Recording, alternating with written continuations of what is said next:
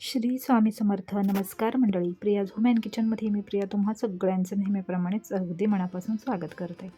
तर मंडळी, आपल्याला सगळ्यांना आता घटस्थापनेची म्हणा किंवा नवरात्रीची सगळ्या आपल्या स्त्रियांना ओढ लागलेली असते. कारण नवरात्रीच्या दिवशी देवीचं म्हणजे नवरात्रीच्या वेळी सगळ्यात आवडीची गोष्ट आपल्या सगळ्या महिलांची असते ती म्हणजे 9 दिवस 9 रंगाच्या साड्या आपल्याला घालायला मिळतात. त्याचबरोबर नवरात्रीच्या निमित्ताने का होईना आपल्याला आपल्या कुलदेवतेची आणि लक्ष्मी मातेची, आपल्याला दुर्गा मातेची सेवा आपल्याला करायला मिळत असते. तर आत्ताच्या या महिन्यापासून म्हणजे अश्विन महिन्यातील शुक्ल पक्षातील प्रतिपदा तिथी जी आहे ना, त्या 15 ऑक्टोबरपासून नवरात्री म्हणजे घटस्थापना सुरुवात होणार आहे. तर नवरात्रीचा हा पहिला दिवस असून या दिवशी घटस्थापना करून अखंड दिवा ज्योती प्रज्वलित करण्यात येणार आहे. तर आपल्याला सगळ्यांना माहितीच आहे, आता बऱ्याच जणांच्या घरी घटस्थापना होते, पण अशाही माझ्या काही मैत्रिणी आहेत की ज्यांच्या घरी घटस्थापना होत नाही. तर त्याची कारणं खूप वेगवेगळी असू शकतात, पण बऱ्याच वेळा आपण बाहेर कुठेतरी राहत असतो, सासू सासरे किंवा मोठी दीर जाऊ किंवा सासू सासरे बाहेरगावी आणि आपण दुसरीकडे राहत असतो. असे बरेचसे पर्सनल काही प्रॉब्लेम असू शकतात आणि त्यामुळे मग आपण घटस्थापना करत नाही. पण ज्या काही माझ्या मैत्रिणी घटस्थापना करत नाही त्यांच्यासाठी कुलदेवतेची सेवा करण्याचा दुसरा एक मार्ग आहे, तो म्हणजे अखंड ज्योत किंवा अखंड दिवा प्रज्वलित करणे. तर नवरात्रीमध्ये अखंड ज्योत प्रज्वलित करण्याला खूप सारं महत्त्व आहे. तर नवरात्रीमध्ये जर आपण अखंड दिवा प्रज्वलित केला ना, तर देवतेची सेवा आपल्याकडून होते आणि आपल्या काही इच्छा आकांक्षा मनोकामना असतील ना, तर त्या देवीपर्यंत पोहोचतात आणि देवी त्या पूर्ण करत असते. आणि मग आपल्या हातून नवरात्रीमध्ये देवीची, आपल्या कुलदेवतेची सेवा होते, दुर्गा मातेची सेवा होते, याचंसुद्धा आपल्याला समाधान वाटतं. कारण बऱ्याचदा असं होतं की अरे, सगळ्यांच्या घरी घटस्थापना आहे, बऱ्याच जणांच्या घरी, माझ्या मैत्रिणींच्या घरी घट बसतात आणि माझ्याकडे घट बसत नाही किंवा घटस्थापना होत नाही, मग आता मी कुठे पूजा करणार किंवा कशाप्रकारे, अशा बऱ्याच जणांच्या मनामध्ये शंका असतात. तर मग अशा माझ्या मैत्रिणींनी नवरात्रीमध्ये नक्कीच अखंड ज्योत हा प्रयोग करायला हरकत नाही. तर आजच्या या व्हिडिओमध्ये आपण नवरात्रीमध्ये अखंड दिवा कसा लावायचा, त्याचे नियम काय आहेत आणि त्याचं आपल्याला महत्त्व काय आहे हे आपण पाहणार आहोत. काही अटी आहेत ते सुद्धा पाहणार आहोत. चला तर मग आपण आपल्या व्हिडिओला सुरुवात करूयात. तर मंडळी, दिवा हा अंधाराच्या जगातून आपल्याला प्रकाशाकडे नेत असतो किंवा प्रकाश पसरवत असतो. प्रकाशाकडून मग आपली वाटचाल ज्ञानाकडे सुरू होते आणि देवाकडून आपल्याला संपूर्ण ज्ञान मिळावं म्हणूनच आपण देवाजवळ दिवा लावत असतो. तर नवरात्रीमध्ये अखंड दिवा का लावतात, तर 9 दिवसांपर्यंत देवीला प्रसन्न करण्यासाठी आणि आपल्याला देवीचा आशीर्वाद मिळावा, देवीने आपल्या सगळ्या इच्छा आकांक्षा पूर्ण कराव्यात, त्याचबरोबर देवी आपल्याकडून देवीची थोडीफार सेवा व्हावी, देवीला आपण प्रसन्न करू शकतो अशा प्रकारची सेवा आपल्याकडून व्हावी. त्यामुळे मग आपण गाईच्या तुपाने अखंड दिवा म्हणजे नवरात्रीमध्ये लावतो. तर मंडळी, कसं आहे, जर तुमच्याकडे गाईचं तूप नसेल तर तुम्ही तेलाने सुद्धा दिवा लावू शकता. नवरात्रीतील 9 दिवस हा आपल्याला अखंड दिवा लावायचा आहे. यालाच अखंड ज्योत असंही म्हटलं जातं आणि असं म्हणतात की नवरात्रीमध्ये दिवा लावणं किंवा अखंड ज्योत लावणं यामुळे आपल्या घरामध्ये शांतता बनून राहते आणि आपली सगळी जी इच्छित कार्य असतात ना, तर ती सिद्धीस जातात. म्हणून नवरात्रीच्या पहिल्याच दिवशी आपल्याला छान संकल्प घ्यायचा, अखंड दिवा लावायचा आणि त्याच्या नियमांचं सुद्धा पालन करायचं आणि आपल्या दिव्याचं सुद्धा रक्षण करायचं. तर नवरात्रीत अखंड दिवा लावण्याचे काही नियमसुद्धा आहेत आणि ते सुद्धा आपल्याला पाळले पाहिजेत, म्हणजेच आपल्याला इच्छित फळसुद्धा मिळेल. तर नियम काही नाही, फक्त थोडेफार जे आपल्याला माहीत असणंसुद्धा गरजेचं आहेच. तर आपण हा दिवा लावण्यासाठी पितळेचा किंवा मातीचा दिवासुद्धा आपण अखंड दिवा म्हणून लावू शकतो.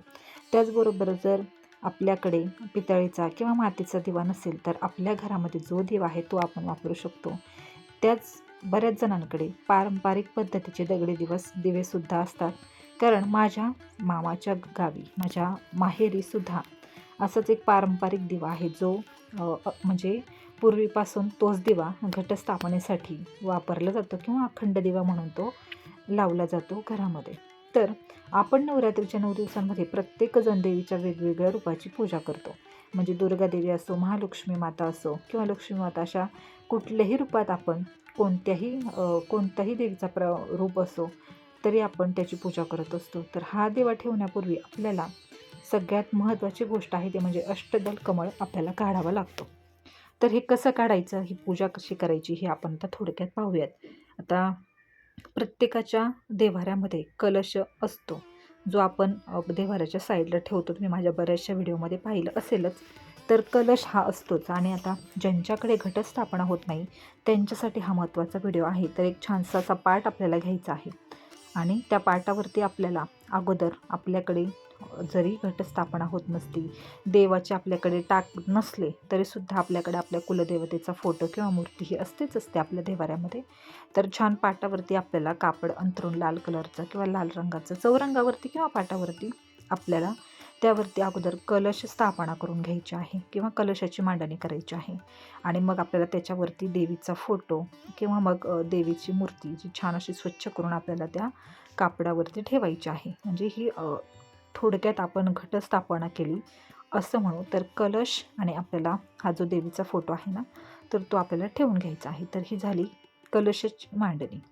आणि त्यानंतर मग आपल्याला गणपती बाप्पांची सुद्धा पूजा करायची आहे. आता गणपती बाप्पांचा फोटो किंवा मूर्ती तुमच्या देवाऱ्यामध्ये नसेल तर मग एका छोट्याशा पानावरती, पूजेच्या पानावरती तुम्ही सुपारी ठेवून त्याला गणपती मानून त्याची पूजा करू शकता.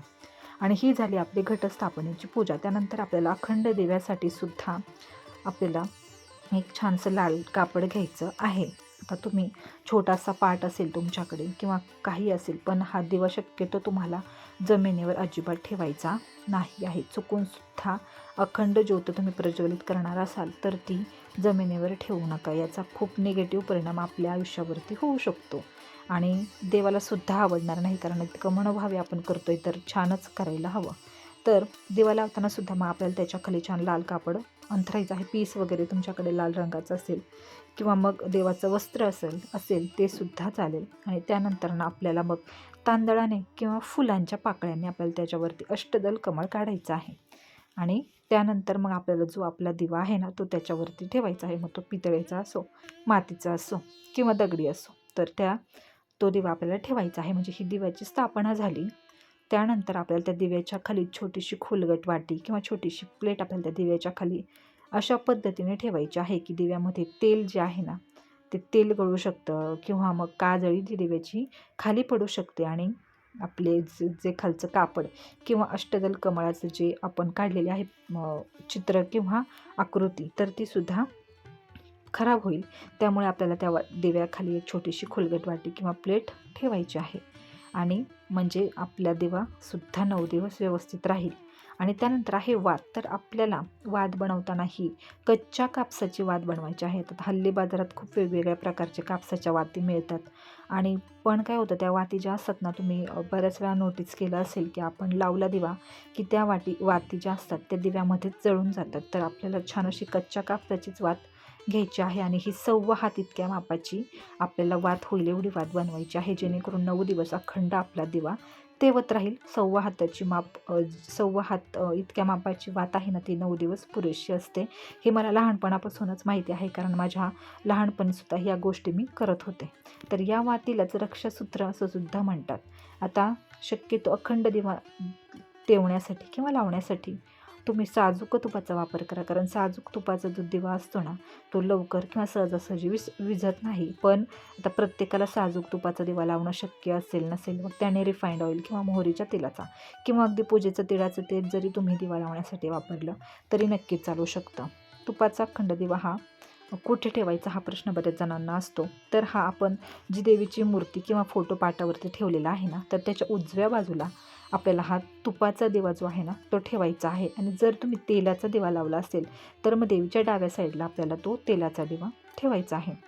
आता दिवा विझू नये तर त्यासाठी आपण काय काळजी घेऊ शकतो, तर हल्ली आता दिव्यांवरती काचेचे झाकणसुद्धा मिळतात. तर तशा प्रकारे तुम्ही झाकण वापरू शकता, म्हणजे जेणेकरून आपला दिवा विझणार नाही. पण तत्पूर्वी दिवा लावण्यापूर्वी आपल्याला एक महत्त्वाची गोष्ट करायची आहे, तरच आपल्या या अखंड ज्योतीला महत्त्व आहे किंवा अखंड दिवा लावण्याला महत्त्व आहे. तर ते म्हणजे आपल्याला संकल्प घ्यायचा आहे. म्हणजे दिव्या लावण्यापूर्वी जर आपल्या किंवा तुमच्या काही इच्छा असतील, उदाहरणार्थ की देवी आई माझ्या सगळ्या इच्छा पूर्ण होऊ देत, मला अमुक अमुक गोष्टींमध्ये यश मिळू दे किंवा माझ्या मुलाबाळांचं चांगलं होऊ दे किंवा काही तुमचा जो म्हणजे इच्छा असेल, तर ती दिवा लावताना आपल्याला बोलून दाखवायची आहे आणि हा संकल्प करूनच आपल्याला दिवा लावायचा आहे. तर आता त्यानंतर महत्त्वाची दुसरी गोष्ट म्हणजे बरेच जण टेन्शन घेतात की दिवा जर विझला तर शक्यतो दिवा लावताना किंवा अखंड दिवा प्रज्वलित करायची मांडणी आपण जेव्हा करतो ना, तेव्हा त्या घटस्थापनेच्या मांडणीसाठी आपल्याला जागाच अशी निवडायची आहे ना, की जिकडे हवा वगैरे लागणार नाही. असं काही नाही की तुम्ही देव्हाऱ्याजवळच अखंड दिवा प्रज्वलित करावा. तुम्ही तुमच्या घरामध्ये कुठेही एखाद्या छानशा जागी तुम्ही हा दिवा अखंड ज्योत लावू शकता. फक्त त्याच्यावरती काचेचं एखादं तुम्हाला आता इमेजमध्ये दिसतंय, तर कसं काचेचा दिवा किंवा वरतून झाकण वगैरे असेल तर अशी सोय करा किंवा जिकडे हवा लागणार नाही अशा ठिकाणी तुम्ही हा अखंड दिवा लावण्याची सोय तुमच्या घरामध्ये करायची आहे. आणि तरीसुद्धा जर तुमच्याकडून दिवा चुकून विझला तर काही अशुभ मानण्याचं कारण नाही. चुकूनसुद्धा विझू शकतो, पण लगेच जेव्हा आपण पाहू की दिवा विझायला लागलेला आहे किंवा विझलेला आहे तर पटकन तो जाऊन पेटवायचा. त्याचबरोबर फुंकर मारून कधीही दिवा विझवू नका. लहान मुलांना घरातल्या सांगून ठेवा की दिव्याला फुंकर मारू नकोस म्हणून, कारण लहान मुलांना इतकं काही समजत नाही, निरागस असतात ते, तर त्यांना सांगून ठेवायचं.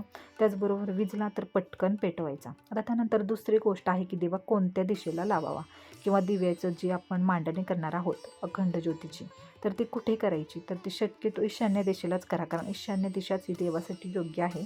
ईशान्य दिशेला म्हणजेच उत्तर पूर्व मध्य दिशा, म्हणजे तुम्हाला समजलंच असेल, तर उत्तरेच्या आणि पूर्वेच्या मधल्या दिशेलाच ईशान्य दिशा म्हणतात आणि या दिशेलाच आपल्याला अखंड ज्योतीची मांडणी करायची आहे.